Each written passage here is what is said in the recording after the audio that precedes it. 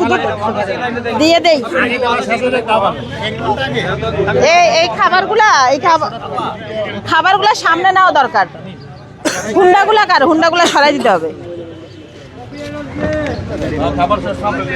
কেন আমি বলছিলাম যে যেটা আছে খাবার আমি সামনে নিতে চেয়েছিলাম, আমি তো না এখান থেকে হাতে হাতে করে না এখান থেকে হাতে হাতে ওখানে খাবার রাখবো। আমি তো বলছি আসলে আপনি হাতে হাতে দিবেন, আপনি এখানেই দাঁড়ায় নিতে লাগে দুই একজন হাতে হাতে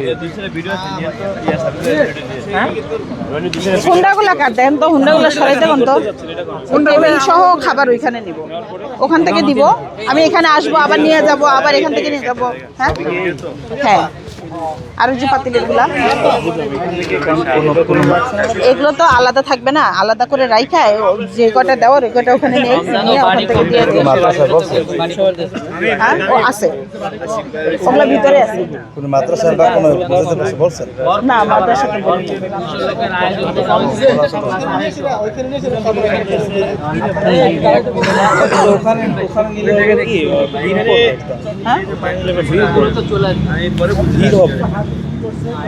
যে কয়টা প্যাকেট এই কয়টা নিয়ে যাই এখানে রাখি। এই সিমা আপু কতজন লোকের অ্যারেঞ্জমেন্ট করেছেন? 200 প্লাস।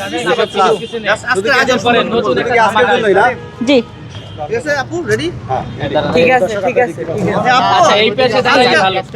ভাই কথা বলেন না। এই আপু আজকে এত কিসের আয়োজন?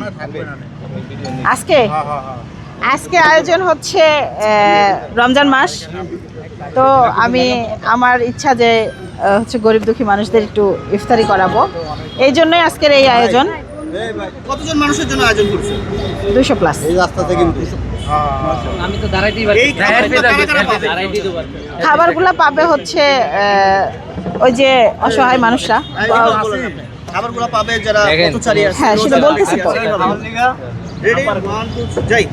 জি, খাবারগুলো পাবে হচ্ছে পথচারী যে শিশুরা আছে এরা, তারপর রিকশাওয়ালা মামারা যারা রোজা আছে, তারপর হচ্ছে দেখা যায় আশেপাশে অনেক গরিব দুঃখী মানুষজন আছে, সবাইকেই দিব। সবাই যেন ইফতারিতে খেতে পারে এই জন্য।